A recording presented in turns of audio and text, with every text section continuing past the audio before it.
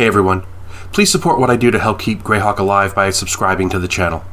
Also, please consider becoming a channel member to get early access to videos, exclusive live chats, quarterly adventure modules, and more. Thanks, and enjoy the show. So I'm going to continue my series focusing on individual realms of the Flanaess by talking about one of the most little known and yet most dynamic and, to my mind, interesting areas, the Rovers of the Barrens, today on Greyhawk Ragnar.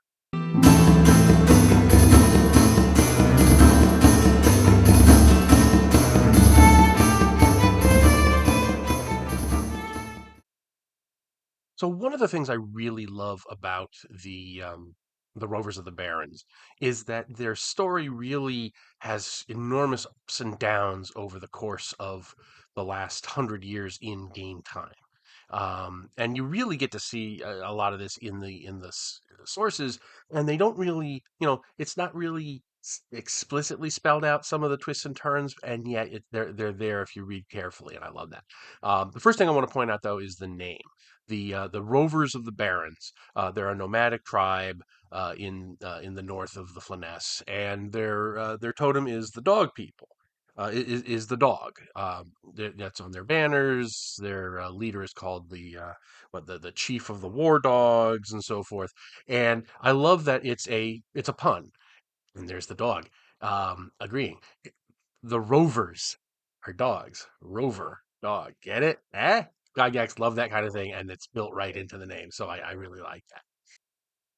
Now, if we look at the guide to the world of Greyhawk from the Gold Box, Rovers of the Barrens, they're led by uh, his mighty lordship, the Ataman of the Standards, Kishwa Dogteeth, chief of the war dogs. There's that dog rover thing again. There's 65,000 population, maybe, a few humanoids and few demi-humans. Oh, I'm sorry, numerous humanoids and few demi-humans. I'm not going to read the whole thing. Um, the um, here we go. At the great battle of Apicum River, the might of the Rovers of the Barrens gathered to war upon a combined host from the land of Ayuz and the newly formed Horned Society. The war dogs, soldiers, and light cavalry of the Rovers were decimated and scattered, and many of their chieftains were slain.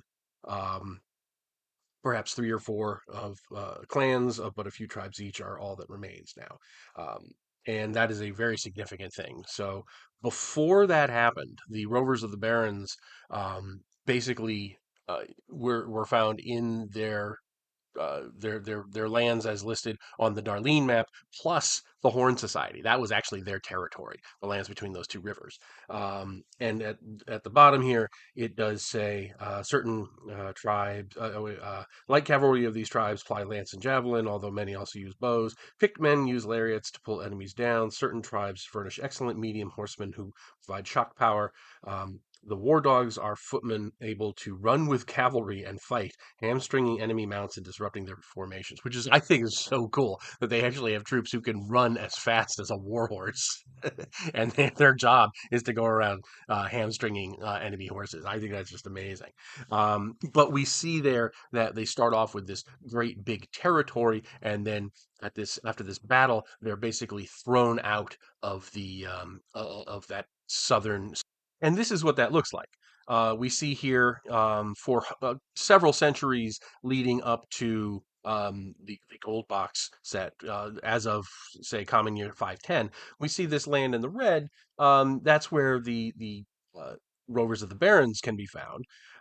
That's their traditional lands. After that battle that's noted, that happens around 515 ish.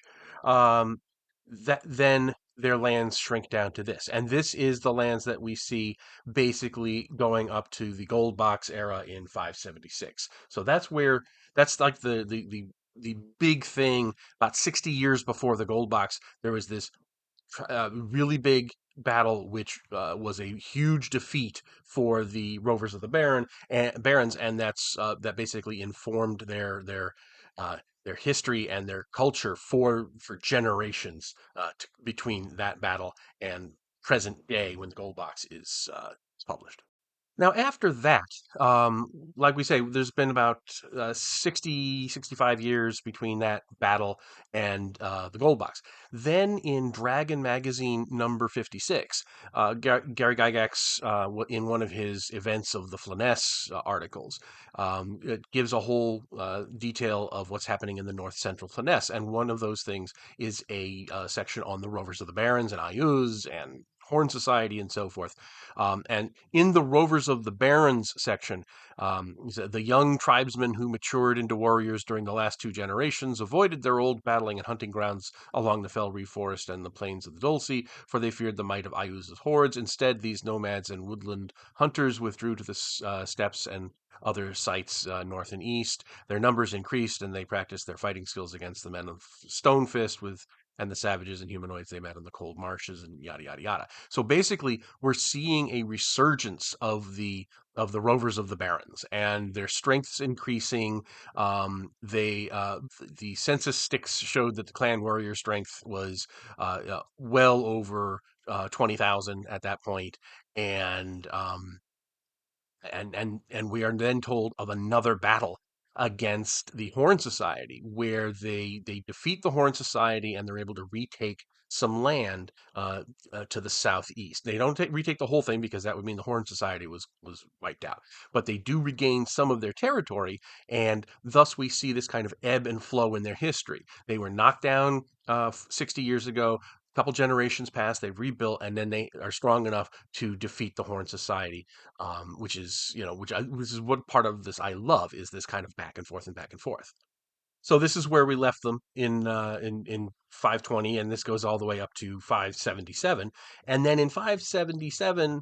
78, there's this other big battle on the edges of the Felry Forest, and the Rovers are able to recapture some territory. Now it's a little misleading to show this as like being, completely part of the Rovers.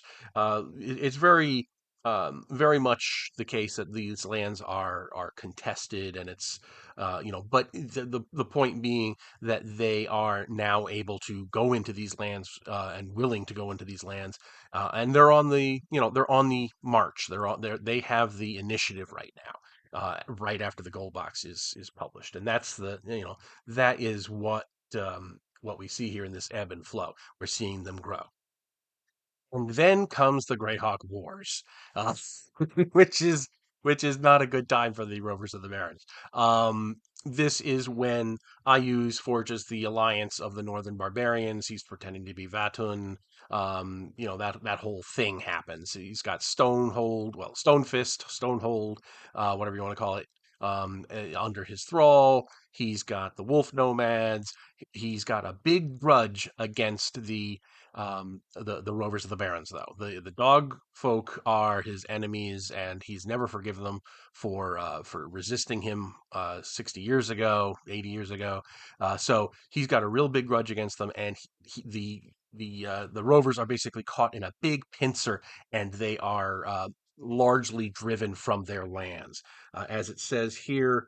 Um, da, da, da, da, da, da, um, Ayuz did not forget that attack and pincered the remnants of the rovers with attacks from Stonefist, supplemented by later culling forays from the land of Ayuz and humanoids from the bandit kingdoms. A pathetic remnant of the rovers still clings to survival in the wastes, but their land is now occupied by marauding bands of Ayuz's forces. The rovers of the Barrens are effectively no more. Their old lands have not been settled with any permanent citadels or towns by Ayuz, who is happy to allow his fiends and humanoids to stalk whatever prey they find there. This is, well, yikes. Um, and we see that also. We get a little more detail in I Use the Evil, where they do give a section on the barren plains, and breaks down the history pretty much as we've said. Um, the Rovers suffered a crushing defeat. The Rovers today still mount some raids into neighboring lands, but these are feeble, dispirited affairs. They talk about how the Rovers have basically lost their faith in the gods and have descended into primitive superstition. They travel in small nomadic groups, and it's basically a tale of woe at this point, and it's not good at all. So this is what we see. right before the wars, the Rovers are resurgent and starting to grow again, and then the wars hit. IU's decimates them, and they're driven into their small little enclave up in the wastes, and that's going to be the um, almost the end of the Rovers. But it's really instructive to see how this goes. Let me run through it from the beginning. So we have here um, before the uh, before the gold box era, and then they're driven back. And this pretty much stays until the gold box. Then, right after the gold box, they start to grow again, and then they are absolutely crushed. It's a very dynamic and very back and forth story that ends in tragedy for them, and I think that gives them a sort of cachet of pathos that you could really work into a game if you wanted to, in terms of, if you found an NPC or somebody or one of the PCs even used to, was a rover, and was essentially in exile because his people had been pretty much obliterated. You'd have a great cause to have grudges and feud against IUs and so forth. I mean, there's a lot of stuff to work with there if you really wanted to do it. And finally, if you want to take things into the Living Greyhawk continuity, they do carry on the story a little bit. The Rovers are still kind of stuck where they are in the waste, but a great barbarian mercenary who fans of the setting will recognize the name, Tang the Horrific, who is from the dry steppes off to the Backloonish West. He has come to he ends up going to the Rovers because he's got his own big uh, grudge against IU's, and he basically leads them on a raid into Stone Fist, which is now called Stonehold. Captures a whole bunch of loot and slaves and arms and things like that. And now we seem to see the Rovers are on the cusp of returning to their greatness. At least they've been pulled out of the mire of despair that they had. Tang ends up dying in the raid. Spoilers, but they now have a bunch of wealth from this big raid of Lexstad. Um, with the return of Nakanwa and the wealth of Lexstad to the Barrens, new hope rose among the Rovers. The warriors now had mounts and the people had meat. Perhaps more importantly, the tribes had new members, so the captive children were quickly adopted and the captive women quickly wed. Only time will tell if the raising of Lexstad will result in the rebirth of the Rovers of the Barrens. They still remain an elusive people, not revealing their new strength, for they are wary of the vengeance of the Fists. Yet, for the first time since Ayus brought evil to their land, they have real hope. So you see, you've got this wonderful story of the Rovers. They're feared, and they basically rule the roost wherever they want to go, and then they meet with this sudden, unexpected defeat. They're hurled back. New enemies are springing up to the south and the west. They start. They just start to really get on the offensive again, and then they are rushed, and now they seem to be back on their feet towards a possible resurgence. So I think from a storytelling point of view, there's a lot going on there, and there's a lot to work with as a DM or a player. And it also gives you a reason to put in a barbarian character, and actually have it make sense. And not all barbarians need to be semi Vikings.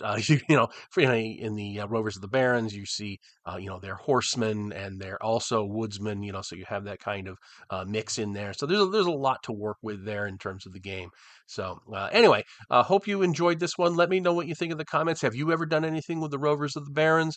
I would love to hear your experiences with this land that I really enjoy. I think it's one of the best stories in the setting. Let me know what you think in the comments, and I will talk to y'all later. Thanks for watching today's video. Please remember to hit the like button and subscribe to the channel. Below you'll find links to my Patreon, which helps make these videos possible. You'll also find the web store where you can buy my books, and my blog where you'll find all sorts of free downloads and other articles. Thanks, and have a great day.